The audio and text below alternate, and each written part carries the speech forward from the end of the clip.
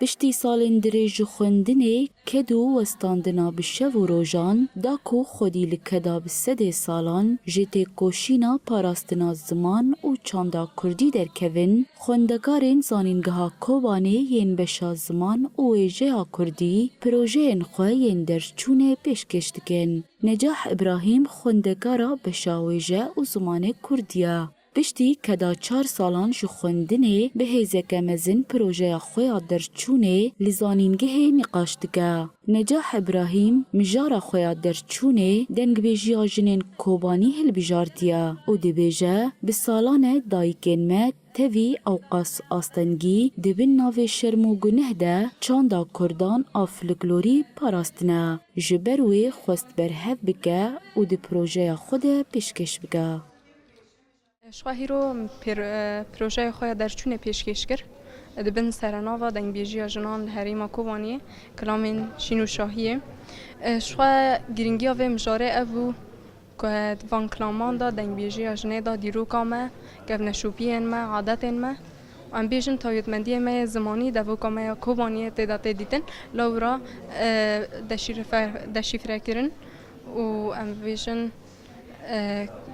خباتین آکادمی لسر وان مجاران خباتین گرینگن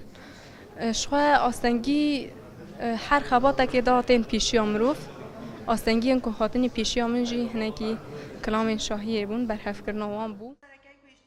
Ji aliyê xwe ve serperiştê projeya derçûna dengbêjiya jinên Kobanî Şervan Mislim got bi kedeke pir mezin ev proje hat berhevkirin û xebateke girîng li ser hat kirin. پروژه کو ایرو هاتا پیشکش کردن دانسبه به ناو دنگبیجا جن ل بازار کوبانی استرانن شین و شاهیه ام جی وکو سرپرست و پروژه بو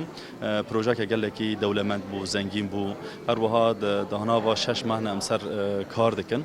خواندکار گله کی وسیا بازار کوبانی لگوندوار کوبانی زیوری امزان مجار که پر حساسه دنگبیجا جن ل هرمه دبن سیمان زور و زحمت کو واجب کاترا در باس بود دبن اوقاس د سلاداریا کل سر جن دهات مشاندن گلو عجب دنگبیجی دکاربو بکرا نکاربو بکرا دناوا ویلی کل ندابو راستی گلک تشتن و شارتی اکو دناوا ام ببیجن بمیجین جنه دابون لسر زمان جنه و پیویسا بهاتان نویساندن